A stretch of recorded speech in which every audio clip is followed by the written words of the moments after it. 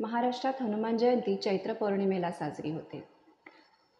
हनुमान बाप्पांचा जन्म हा सूर्योदयाच्या वेळी होतो. त्यामुळे सूर्योदयाच्या आधीपासूनच हनुमानाच्या मंदिरात कीर्तनाला प्रारंभ होतो आणि कीर्तन संपलं, सूर्योदय झाला की कीर्तन संपतं आणि सर्वांना प्रसाद वाटला जातो.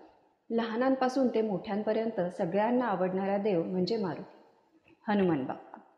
भक्ती, शक्ती, कला आणि चातुर्य आणि बुद्धिमत्ता या सर्वांनी श्रेष्ठ असूनही सदैव श्रीरामांच्या चरणी लीन राहणाऱ्या श्री हनुमान बाप्पांच्या जन्माचा इतिहास आणि गुणवैशिष्ट्ये जाणून घेऊया या व्हिडिओमध्ये. नमस्कार, मी मृणाल मनोज गोखले. शिवाय चॅनलवर आपलं मनापासून स्वागत. अंजनी मातेच्या पोटी हनुमान जन्माला आला.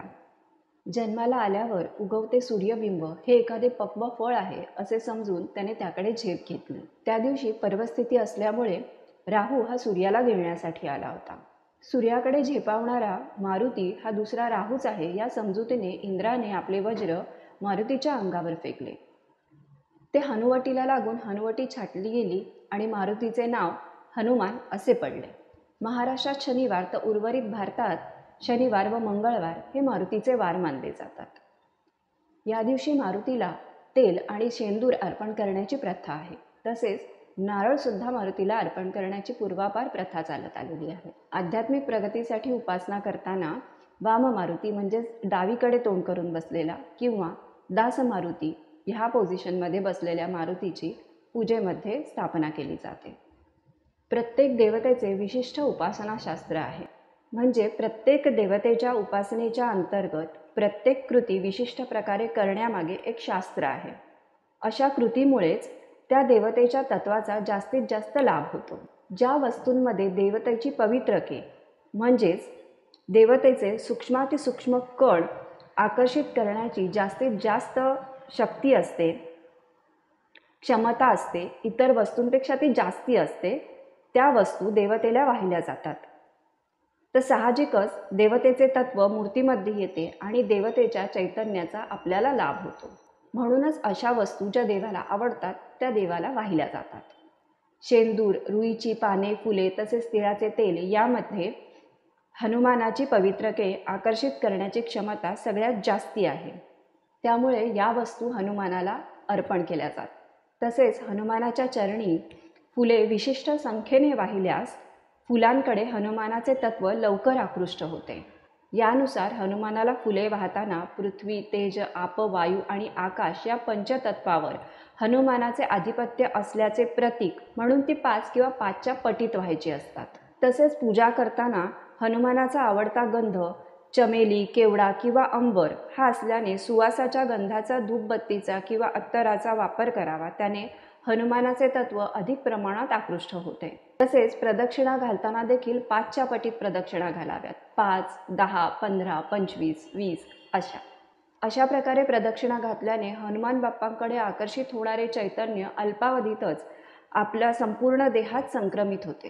हनुमान हा सर्व शक्तिमान असल्याकारणाने भूत, प्रेत, पिशाच, राक्षस अशा कुठल्याही अनिष्ट शक्तींचा त्याला त्रास होत नाही, त्याला त्याची बाधा होत नाही. म्हणूनच अनिष्ट शक्तींपासून रक्षण करण्यासाठी हनुमानाची उपासना केली तर ती जास्त श्रेष्ठ ठरते, विशेष फलदायी ठरते. धर्म अधर्म यांच्या लढ्यातील सर्वात महत्त्वाचे दैवत म्हणजे हनुमंत. हनुमंताने त्रेतायुगात रावणाविरुद्ध श्री प्रभू रामचंद्रांना सहाय्य केले. तर द्वापार युगात महाभारताच्या घनघोर युद्धामध्ये श्रीकृष्ण अर्जुनाच्या रथावर तो विराजमान झाला. जेव्हा हिंदुस्थानात मुघल सत्ता अत्याचाराचे थैमान घालत होत्या तेव्हाही महाराष्ट्रात बलोपासना रुजवण्यासाठी रामदास स्वामींनी हनुमंताच्या मूर्तीची 11 ठिकाणी स्थापना केली आणि हिंदूंमध्ये हिंदवी स्वराज्याच्या स्थापनेचे स्फुल्लिंग चेतविले.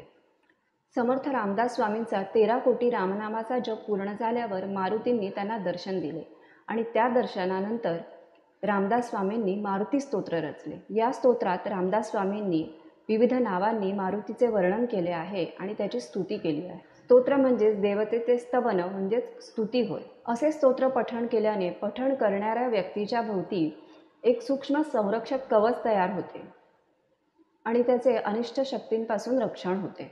ज्यावेळी ठराविक लयीमध्ये आणि सुरामध्ये असे स्तोत्र म्हटले जाते त्यावेळी त्या स्तोत्रातून एक चैतन्यदायी अशी विशिष्ट शक्ती तयार होते. बहुतांश स्तोत्र ही संतांनी साधूंनी केलेली असल्याकारणाने त्याच्यामध्ये स्वतःमध्ये एक चैतन्य असते आणि त्या चैतन्याचा लाभ हा पठण करणाऱ्या व्यक्तीला होतो. असेच चैतन्यमय स्तोत्र आहे मारुती स्तोत्र. हे स्तोत्र पठण करणाऱ्याला धनधान्य, पशुधन, संतती यांचा लाभ होतो. तसेच भूतप्रेत, पिशाच संबंध अशा वाईट शक्तींचा त्रास होत नाही, त्यांची बाधा होत नाही. सगळे रोग, चिंता, व्याधी दूर होतात आणि अतिशय आनंदाची प्राप्ती होते. म्हणून रोज संध्याकाळी एकदा तरी मारुती स्तोत्र घरात अवश्य म्हटले किंवा ऐकले जावे. आपल्या घरात जर लहान मुले असतील तर अवश्य या स्तोत्राचे पठण करावे. त्यांनी घरामधील अनिष्ट बाधा दूर होतात आणि मुलांना दृष्ट लागणे किंवा इतर छोट्या छोट्या गोष्टींच्या कुरबुरी असतात त्या नक्कीच जातात. आपल्याला जर मारुती स्तोत्र ऐकायचे असेल तर पुढचा व्हिडिओ नक्की बघा.